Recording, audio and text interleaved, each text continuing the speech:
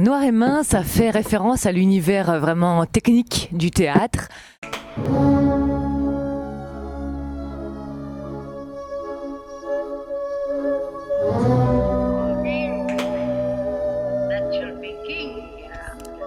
Tout ce qui est dissimulé, tout ce qui doit être invisible au spectateur est noir et M1 qui a un traitement d'inifugation voilà, contre le feu, donc tous les décors doivent être traités M1.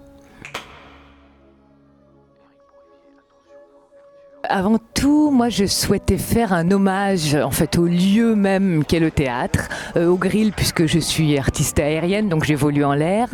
Donc c'est vrai que je voulais célébrer ce lieu qui est vraiment pour moi le lieu de l'imaginaire par excellence, où je me dis même qu'il y a certainement des particules ou quelque chose qui reste dans l'air de tous ces acteurs qui ont travaillé, qui ont cherché, qui ont élaboré des pièces de théâtre.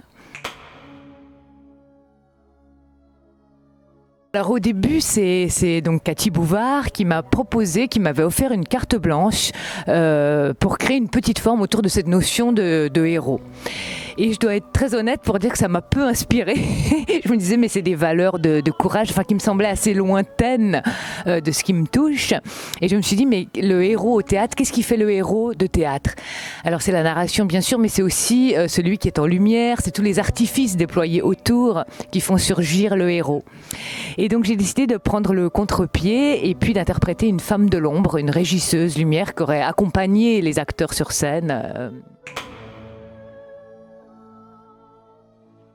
Le solo, il est propre vraiment à ce que j'avais envie de déployer sur scène pour cette pièce. C'est-à-dire que c'est cette femme qui se croit seule dans un théâtre la nuit après un démontage et puis qui se met à jouer de manière très naïve, presque comme un enfant, avec tous ces grands jouets que sont les projecteurs, les filtres lumière, les perches, voilà. Donc je me disais que cette rêverie solitaire, il y a une liberté immense qu'on n'a pas quand on est à plusieurs. Donc là, elle se croit seule, elle part dans ce délire. Donc pour ça, pour moi, c'était important, voilà, d'être seule. Mais ceci n'empêche pas que pour moi, c'est une aventure. Cette création reste une aventure vraiment collective.